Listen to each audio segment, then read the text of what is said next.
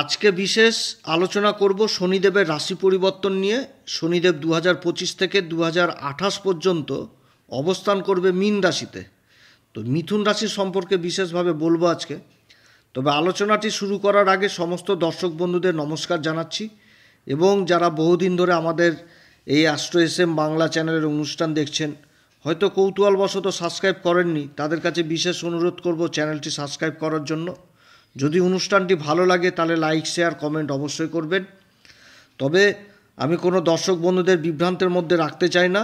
এটা গ্রহের গোচরের উপরই আলোচনা করা হচ্ছে, কারো ব্যক্তিগত কুষ্টি ধরে আলোচনা নয়। আর এই আলোচনা আপনারা চন্দ্ররাশি অনুসারেই দেখবেন। মিথুন রাশির ক্ষেত্রে শনি হচ্ছে অষ্টম ঘরের অধিপতি এবং ভাগ্যের ঘরের অধিপতি। এবার এতগুলো ঘর পরিবর্তন করতে করতে শনি কিন্তু সর্বশেষ মীন রাশিতে অবস্থান করছে। মীন রাশি হচ্ছে এই মিথুন রাশির ক্ষেত্রে কর্মের ঘর। কর্মের ঘরটা হচ্ছে মীন রাশি, আর এই ঘরে শনির অবস্থান করছে। তো শনির এই কর্মের ঘরে অবস্থান, আর শনি হচ্ছে কর্মের দেবতা, তো অনেক কিছু বুঝাচ্ছে এই পরিবর্তনে। আর এই কর্মের ঘরে প্রায় 2.5 বছর থাকবে কিন্তু শনিদেব। তো 2.5 বছরের মধ্যে শনি আবার নক্ষত্র পরিবর্তন করবে, নক্ষত্রের চরণ পরিবর্তন করবে, ডিগ্রির দিক থেকে আবার বলবান হবে, আবার বক্রি হবে, মার্গী হবে। তো এতগুলো কিন্তু পরিবর্তন হবে। কিন্তু শনি যে অবস্থান করছে যেই ঘরে, সেটা তো হচ্ছে তাম্রপদে এবং অর্থ ত্রিকোণ, এই দুটি কিন্তু পরিবর্তন হবে না। এই দুটি সেম থেকে যাবে, কিন্তু এতগুলো জিনিস কিন্তু শনির মধ্যে পরিবর্তন আসবে, যে বক্রি, মার্গী, বলবান, নক্ষত্র পরিবর্তন, চরণ পরিবর্তন, এগুলো থাকবে। এবার অনেকে হয়তো জানে না যে তাম্রপদ জিনিসটা কি। চন্দ্রমা থেকে শনি যখন দশমে অবস্থান করে তখন পদ হয়ে যায় তাম্রপদ, এবং শনি অবস্থান করছে অর্থত্রিকোণ। অর্থত্রিকোণ জিনিসটাকেও অনেকে জানে না, খুব ভালো অবস্থান। আমাদের যে 4টি ত্রিকোণ রয়েছে, ধর্ম ত্রিকোণ, অর্থ ত্রিকোণ, কাম ত্রিকোণ, মোক্ষ ত্রিকোণ, তো এই 4টি ত্রিকোণের মধ্যে অর্থ ত্রিকোণ হচ্ছে একটি। এবার অর্থ ত্রিকোণটি নির্মাণ হচ্ছে কিভাবে? রাশির দ্বিতীয় ঘর, তারপরে ষষ্ঠ ঘর, তারপরে হচ্ছে দশম ঘর, এটা দিয়ে তৈরি হচ্ছে অর্থ ত্রিকোণ।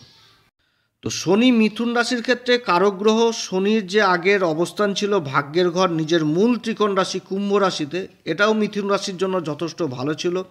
এবার কর্মের ঘরে শনির যে মীন রাশিতে অবস্থান, দেবগুরু বৃহস্পতির রাশিতে, এটাও যথেষ্ট ভালো। দেবগুরু বৃহস্পতির সাথে শনির সম্পর্ক হচ্ছে সম্পর্ক, অর্থাৎ শনির যে অবস্থানটা এটা কিন্তু যথেষ্ট ভালো হতে যাচ্ছে মিথুন রাশির ক্ষেত্রে। কিন্তু এটা কোনো রকমভাবে আবার ভুলে গেলে চলবে না যে শনি হচ্ছে কর্মের দেবতা, এবং শনি তখনই ভালো ফল দিবে যখন শনির শর্তগুলো মেনে মিথুন রাশি কাজকর্ম করবে। অর্থাৎ শনি কিন্তু বিনা কর্ম করে ফল কিন্তু দেয় না। কর্মের ঘরে শনির অবস্থান, শনি অনেক কিছুই এই সময় জ্ঞান লাভ করাবে মিথুন রাশিকে, এবং অনেক কিছু দিয়েও দিবে যদি শনির শর্ত মিথুন রাশি পূরণ করে। তো শনি হচ্ছে অন্ধকার, শনি হচ্ছে কর্ম, শনি হচ্ছে সেবা, তো এইগুলো জিনিস তো শনি থেকে বোঝা হয়। এবার কর্মের ঘরে শনির অবস্থান, তাহলে শনি যে কর্মটা করাবে সেটা সেবার মাধ্যমে হবে। আবার শনি থেকে সার্ভেন্ট জিনিসটাকেও বোঝায়। তো এবার যে কোনো কাজ, যে কাজটা কোনোভাবেই কিন্তু সার্ভেন্টের নাম থাকে না।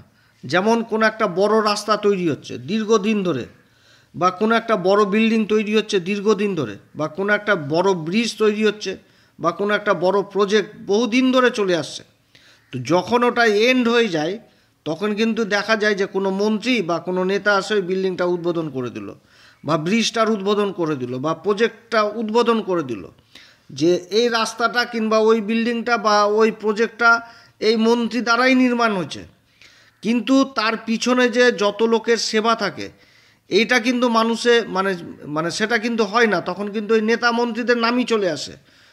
তার পিছনে যে যত লোকের সেবা থাকে, যত লোক কাজ করে, এই মালপত্র দিয়ে মালপত্রের যোগান, তারপরে কাজকর্ম, প্রতিনিয়ত একটা জিনিসকে তো দাঁড় করাতে গেলে বহু লোকের সেবা লাগে। তো সেই সময় কিন্তু ওদের নামটা উঠে আসে না, নাম উঠে আসে একটা পিলারের উপর লেখা থাকে যে অমুক মন্ত্রী, অমুক নেতা এই জিনিসটা করে গেল। তাহলে শনি এই যে দশম ঘরে অবস্থান করছে মিথুন রাশির ক্ষেত্রে, এখানটাতে সেই জিনিসটা বুঝাচ্ছে যে তুমি সেবা প্রচুর করবা, অর্থাৎ কর্ম প্রচুর করবা, তার সাথে কিন্তু সফলতা জিনিসটা পাবা, শনি তোমাকে দিবে। এবং এই 2025-এ আবার দেবগুরু বৃহস্পতির যে অবস্থান হতে যাচ্ছে মিথুন রাশির ক্ষেত্রে, রাশির উপর দেবগুরু বৃহস্পতির অবস্থান, অর্থাৎ শনি যেরকম কর্মক্ষেত্রে কর্ম দিবে, ভাগ্যের সঙ্গ দিবে, এবং শনি হচ্ছে আবার অষ্টম ঘরের অধিপতি, অষ্টম ঘর থেকে সংঘর্ষও থাকছে, সংঘর্ষও দিবে, তার সাথে কিন্তু সফলতাও দিবে। এবং তাতে দেবগুরু বৃহস্পতি এই যে 2025-এ অবস্থান করছে রাশির উপর, তার দৃষ্টি কিন্তু আবার ভাগ্যের ঘরে থাকছে, নবম দৃষ্টি। দেবগুরু বৃহস্পতির নবম দৃষ্টি মানে বিশাল ব্যাপার ভাগ্যের ঘরে। দেবগুরু বৃহস্পতির দ্বারা আবার মান, যশ, খ্যাতি এগুলো কিন্তু অর্জন করবে মিথুন রাশি। তবে একটাই শর্ত, শনির ক্ষেত্রে যেহেতু শনি কর্মের ঘরে বসেছে, অর্থাৎ কর্মকে কিন্তু অক্ষরে অক্ষরে পালন করতে হবে এবং শনির শর্ত অবশ্যই পূরণ করতে হবে মিথুন রাশিকে। এবার শনি হচ্ছে কি? শনি হচ্ছে অনুশাসন প্রিয়, শনি হচ্ছে ন্যায়ের দেবতা, কর্মফলদাতা, অর্থাৎ অনুশাসনের মধ্যে থেকে ন্যায় পথেই কর্ম করতে হবে। কর্মক্ষেত্রে মিথুন রাশি কোনোভাবে বেআইনির পথে এই সময় যাওয়া উচিত হবে না, কারণ শনি হচ্ছে ভাগ্যের ঘরের অধিপতি হয়ে কর্মের ঘরে অবস্থান করছে, তা আবার তাম্রপায়া অর্থ ত্রিকোণে, অর্থাৎ প্রত্যেকটি কর্মেই কিন্তু হিসাব এই সময় মিথুন রাশির হবে। শনিদেবের 3টি দৃষ্টি, তৃতীয় দৃষ্টি পড়ছে রাশির দ্বাদশ ঘর, যেটা হচ্ছে বৃষ রাশি। এবার দ্বাদশ ঘরটা কি? দ্বাদশ ঘরটা হচ্ছে বিদেশের ঘর, অর্থাৎ কর্মের দিক থেকে এই তৃতীয় দৃষ্টি এই মিত্র রাশি শুক্রদেবের রাশির উপর পড়ছে, এই বৃষ রাশিতে পড়ছে, এবং দ্বাদশ ঘরটি থেকে আবার খরচ জিনিসটাকেও বোঝায়। তো তৃতীয় দৃষ্টি এই দ্বাদশ ঘরে পড়ছে এই মিথুন রাশির। তো যাদের বিদেশ সংক্রান্ত কাজগুলো রয়েছে সেই কাজগুলো হবে, ইম্পোর্ট এক্সপোর্টের কাজ, এগুলো যথেষ্ট বাড়বে। এবং দ্বাদশ ঘর হচ্ছে আবার খরচেরও ঘর, এবং কর্মের ঘরে শনি অবস্থান করছে, অর্থাৎ কর্মক্ষেত্রে এ সময় কিছু না কিছু আবার পুঁজি ইনভেস্টেরও ব্যাপার থাকছে। এছাড়া আনুষাঙ্গিক খরচাপাতি এ সময় বুঝে সুঝেই করতে হবে। কর্মের জন্য এ সময় দূরযাত্রার জিনিসটাও হবে মিথুন রাশির। এবার শনির এই যে তৃতীয় দৃষ্টি দ্বাদশ ঘরে পড়ছে, তো দ্বাদশ ঘর থেকে আবার আলস্য জিনিসটাও বুঝায়, কারণ এই ঘরটা শয্যা সুখেরও ঘর। তো এই সময় দেহের মধ্যে আলস্য জিনিসটাও আসবে। আর শনি হচ্ছে কর্মের দেবতা, অর্থাৎ এই সময়কালে কোনো রকমভাবে দেহের মধ্যে আলস্য জিনিসটা নিয়ে আসা যাবে না। কর্মক্ষেত্রে অ্যাক্টিভ থাকতে হবে এবং দায়িত্ব সহকারেই কর্ম করতে হবে। শনির সপ্তম দৃষ্টি পড়ছে রাশির সুখের ঘর, এটা শনির মিত্র রাশি কন্যা রাশি। এই সময়কালে জায়গা জমি সম্পর্কিত বহু কাজ সম্ভব হবে, এবং যে কাজগুলো ধীর গতিতে চলছিল সেই কাজগুলো যথেষ্ট গতি নিয়ে আসবে। তার সাথে দীর্ঘদিন ধরে চলা কাজগুলো এগুলোও কিন্তু সম্পূর্ণ হবে, যেমন বহু বিল্ডিংয়ের কাজ বছরের পর বছর চলছে, বা কোনো প্রজেক্টের কাজ চলছে বহু সময় ধরে, এই সমস্ত কাজের উপর যথেষ্ট প্রভাব পড়বে এবং এই সমস্ত কাজে যথেষ্ট উন্নতিও থাকবে। তবে দায়িত্ব যথেষ্ট বাড়বে এই সমস্ত কাজেও। চতুর্থ ঘরের শনির এই দৃষ্টি এ সময়কালে সুখের দিক থেকে কিছুটা হলেও কম থাকবে, কারণ কর্মের ঘরে শনির অবস্থান করা মানেই কর্মের উপর দায়িত্ব বেড়ে যাওয়া, এবং এই সময়কালে মায়ের শারীরিক অবস্থার দিকেও যথেষ্ট সন্তানদের খেয়াল রাখা উচিত, কারণ শনি কিন্তু দশম ঘরে অবস্থান করছে। এবার শনির দশম দৃষ্টি আবার রাশির সপ্তম ঘর ধনু রাশিতে পড়ছে। এবার শনি অবস্থান করছে মীন রাশিতে, দেবগুরু বৃহস্পতির রাশিতে, আর দেবগুরু বৃহস্পতির রাশিতে আবার দৃষ্টি দিচ্ছে। তারপর আবার 2025-এ দেবগুরু বৃহস্পতি রাশির উপর অবস্থান করবে, এবং দেবগুরু বৃহস্পতিরও দৃষ্টি থাকবে সপ্তম ঘর ধনু রাশিতে, অর্থাৎ দেবগুরু বৃহস্পতি তার কিন্তু ঘরকেই দেখবে।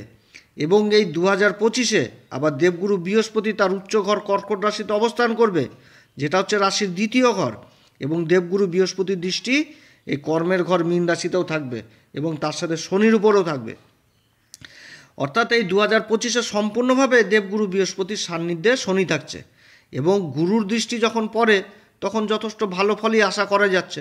তো শনি এই সপ্তম ঘরে অবস্থান করে দশম দৃষ্টি সাংসারিক জীবনে পড়ার দরুন এই সময়কালে দায়িত্বশীল হতে হবে সংসারের প্রতি। শনি কিন্তু এটাও বুঝাচ্ছে দায়িত্বশীল অবশ্যই হতে হবে। এবং মিথুন রাশির জাতক জাতিকাদের কর্মের ঘরে এই যে শনির অবস্থান এবং সপ্তম ঘরে যে দৃষ্টি পড়ছে, সপ্তম ঘরটি কিসের ঘর? ব্যবসা বাণিজ্যের ঘর, অর্থাৎ ব্যবসা বাণিজ্যের দিকেও যথেষ্ট উন্নতি থাকছে। কিন্তু শনির শর্ত একটাই, যে অক্লান্ত পরিশ্রম, যেহেতু কর্মের ঘরে অবস্থান করছে। আর শনি হচ্ছে কি ন্যায়ের দেবতা এবং কর্মের দেবতা, কর্মের ফলদাতা, অর্থাৎ অনুশাসন নিয়ম মেনে ধৈর্য ধরেই আলস্য জিনিসটাকে ত্যাগ করে সমস্ত কর্ম করতে হবে, তাহলে এই শনিদেব যথেষ্ট ভালো ফল দিবে এই মিথুন রাশিকে। এই সময়কালে কোনো রকমভাবে বেআইনির পথে নিজের আয় ইনকাম বৃদ্ধি করা যাবে না। বেআইনির পথে চলা মানে শনির প্রকোপ বা শনির অভিশাপকে নিমন্ত্রণ দেওয়া। তো শনি এই অবস্থান করা সত্ত্বেও শনির কিন্তু আরও আরেকটি অবস্থান থাকছে, সেটা হচ্ছে কি অর্থ ত্রিকোণ অবস্থান। দ্বিতীয় ঘর, ষষ্ঠ ঘর, দশম ঘর, এই ঘর নিয়ে কিন্তু অর্থ ত্রিকোণ ঘর তৈরি হয়। এবার অর্থ ত্রিকোণ ঘরে শনির অবস্থান, এখানটাতে কিন্তু শনি অনেক কিছু আবার বুঝাতে চাচ্ছে এই মিথুন রাশিকে, যে অর্থ ত্রিকোণ অবস্থান করা মানে এই দ্বিতীয় ঘর, ষষ্ঠ ঘর, কর্মের ঘর কিন্তু অ্যাক্টিভ হয়ে যাচ্ছে মিথুন রাশির ক্ষেত্রে। তো দ্বিতীয় ঘর কিসের ঘর? দ্বিতীয় ঘর হচ্ছে আমাদের বাণীর ঘর, খাওয়া দাওয়ার ঘর, আত্মীয় স্বজন কুটুমের ঘর এবং ধন সম্পত্তির ঘর, যেটা হচ্ছে সেভিংস জিনিসটা, অর্থ করি জমানো, এই ঘর থেকেই কিন্তু বোঝা হয়। এবার অর্থ ত্রিকোণে বসেছে কর্মের ঘরের অধিপতি, অর্থাৎ কর্ম আপনি যখনই নিজের দায়িত্ব নিয়ে করবেন এবং নিজের লক্ষ্য নিয়ে করবেন, তখনই কিন্তু আপনার আয় ইনকামটা যথেষ্ট বৃদ্ধি করাবে শনি। এবং সেভিংস জিনিসটা বা অর্থ করি জমানো জিনিসটা, এটা কিন্তু করতে পারবে এবং কর্মক্ষেত্রে সফলতা পাবে। এ সময়কালে বিশেষভাবে নিজের মুখের বাণীর উপর যথেষ্ট খেয়াল রাখতে হবে, যে কর্মক্ষেত্রে কাউকে মিথ্যা আশ্বাসন দেওয়া, যে আমি তোমার কর্ম করিয়ে দেবো, বা কাউকে মিথ্যা কথা বলা, ছল চাতুরি করা, এই সমস্ত কোনোভাবে সময় করা চলবে না। এবং কর্মক্ষেত্রে নিজের সব সময় নিজের ভালো জিনিসটা, বেস্ট জিনিসটাই দেওয়ার চেষ্টা করতে হবে। অর্থাৎ যেই কর্মেই যুক্ত থাকুক সেই কর্ম নিজের সব থেকে ভালো জিনিসটা দেওয়ারই চেষ্টা করতে হবে। আত্মীয় স্বজনদের উপর আবার দায়িত্বও পালন করতে হবে। বিপদের সময় অবশ্যই কোনো আত্মীয় যদি পড়ে তার পাশে দাঁড়ানো উচিত। বিশেষ করে যারা অসহায়ের পাশে তো দাঁড়ায় না, বহু আত্মীয় স্বজন রয়েছে যাদের দিক থেকে অনেকেই মুখ ঘুরিয়ে নিয়ে নেয়, যেহেতু একটা বৈষম্য থাকে, অর্থের বৈষম্য। তো সেই সমস্ত আত্মীয় স্বজনদের পাশে অবশ্যই দাঁড়ানো উচিত যাদের মধ্যে অর্থের কোনো অসুবিধা রয়েছে। এবার এই ষষ্ঠ ঘর থেকে আবার ষষ্ঠ ঘরটিও অর্থ ত্রিকোণের মধ্যে পড়ছে। তো কর্মের ঘর থেকে নবম ঘর হচ্ছে ষষ্ঠ ঘর, আবার ষষ্ঠ ঘর থেকে পঞ্চম ঘর হয়ে যাচ্ছে কর্মের ঘর। তো মিথুন রাশির ক্ষেত্রে শনির যে এই যে অবস্থান কর্মের ঘরে, এ সময় বহু মিথুন রাশি যারা কর্মের সন্ধান করছেন তাদের কিন্তু কর্মের জোগাড় অবশ্যই হবে, যেহেতু কর্ম দিবে, কারণ কর্ম ত্রিকোণে কিন্তু অর্থ ত্রিকোণের শনির অবস্থান, তাও আবার কর্মের ঘরে। এই সময়কালে যারা সরকারি কিংবা বেসরকারি কর্মের চেষ্টা করছেন তাদের ক্ষেত্রে শনির অবস্থান যথেষ্ট ভালো যাচ্ছে। আবার যারা ব্যবসা বাণিজ্য করছেন, যে প্রতিনিয়ত কম্পিটিশন, একে অপরকে এগোতে না দেওয়া, এখানটাতে শনি যথেষ্ট আবার ভালো রেজাল্ট দেবে। শনি কর্মক্ষেত্রে প্ল্যান দিবে, ধৈর্য ধরে সেটা করতে হবে, কিন্তু কর্ম জাতক কিংবা জাতিকাকে অবশ্যই করতে হবে।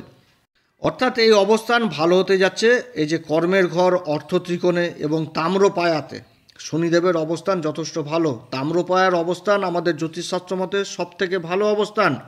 কিন্তু শনি তখনই দিবে ভালো রেজাল্ট যখন শনির শর্ত পূরণ করবে। অর্থাৎ শনির শর্ত কি? যে তুমি কর্ম করবা, সেটা অনুশাসনের মধ্যে করতে হবে, দেহের মধ্যে কোনো রকম আলস্য জিনিসটা নিয়ে আসা যাবে না, এবং কর্মক্ষেত্রে নিজের কর্ম সবসময় বেস্ট ভালো জিনিসটাই দিতে হবে। কর্মক্ষেত্রে কোনো রকমভাবে ঠকানো চলবে না, কর্মক্ষেত্রে বেআইনি পথে চলা চলবে না, কর্মক্ষেত্রে কোনো নিচু তলার লোকেদের সাথে কোনো রকম বাজে ব্যবহার করা চলবে না, তাদের ন্যায্য পাওনা গণ্ডা থেকে কোনো রকমভাবে বঞ্চিত করা চলবে না। এবং শনি যে ঘরে অবস্থান করে সেই ঘরে আবার ধীর গতি নিয়ে আসে, যেহেতু বহুদিন ধরে থাকে। অর্থাৎ কর্মক্ষেত্রে ধৈর্য ধরেই কর্ম করতে হবে, অধৈর্য হলে চলবে না, তাহলে যথেষ্ট সফলতার দুয়ার খুলবে এই মিথুন রাশির ক্ষেত্রে শনি। আবার এই 2025-এ এই দেবগুরু বৃহস্পতির পরিবর্তন, তার সাথে রাহুর যে অবস্থান, এই অবস্থানও যথেষ্ট ভালো অবস্থান। সব দিক থেকে ভালো অবস্থান হতে যাচ্ছে গ্রহদের অবস্থান এই মিথুন রাশির। কিন্তু সবসময় মনে রাখতে হবে মিথুন রাশিকে, যে কর্মের ঘরে কিন্তু শনির অবস্থান, এবং শনি হচ্ছে স্বয়ং কর্মফলদাতা, এবং নিজের কর্মের দিকে যথেষ্ট ফোকাস রাখতে হবে, দায়িত্ব নিয়েই কিন্তু অবশ্যই কাজকর্ম করতে হবে মিথুন রাশিকে, তাহলে সফলতার দুয়ার অবশ্যই খুলবে শনিদেব। এই সময়কালে মিথুন রাশি কোন উপাচার করবে? প্রত্যেক দিন হনুমান চল্লিশা, বজ্রংবাণ এগুলো পাঠ করবেন, এবং কর্মের এই সমস্ত পাঠ করার আগে শ্রীরাম সীতার প্রণাম মন্ত্র অবশ্যই করবেন। কর্মের ঘরে শনির অবস্থান, নিচু তলার কর্মীদের সাথে যথেষ্ট ভালো ব্যবহার রাখবেন, আপদে বিপদে পড়লে তাদের পাশে দাঁড়াবেন। কোনো অবহেলিত ব্যক্তি যদি অত্যাচারিত বা শোষিত হয় তাদের পাশে দাঁড়ানো অবশ্যই উচিত। এবং যে সমস্ত রোগীরা অর্থের অভাবে নিজের ট্রিটমেন্ট করতে পারছেন না, কারণ ষষ্ঠ ঘর অর্থ ত্রিকোণের মধ্যে পড়ছে, অর্থাৎ তাদেরকে কিছু না কিছু সাহায্য অবশ্যই করবেন, যেটা সাধ্য হয় তাহলে যথেষ্ট শনি ভালো ফল দিবে। এবং তার সাথে বলবো প্রতি শনিবার করে লোহার বস্তু, চামড়ার বস্তু, সরিষার তেল কোনোভাবে ক্রয় করে নিয়ে আসা উচিত হবে না। তো যাই হোক, এই সমস্ত জিনিস করলেই হবে। তো আজকে অনেক আলোচনা করলাম এই মিথুন রাশির সম্পর্কে। যদি সত্যিই ভালো লাগে তাহলে আমাদের এই অ্যাস্ট্রো এস এম বাংলা চ্যানেলকে নিজের ভেবে অবশ্যই সাবস্ক্রাইব করবেন। এরপরে আবার আসবে একটি নতুন পর্ব নিয়ে। নমস্কার, ধন্যবাদ।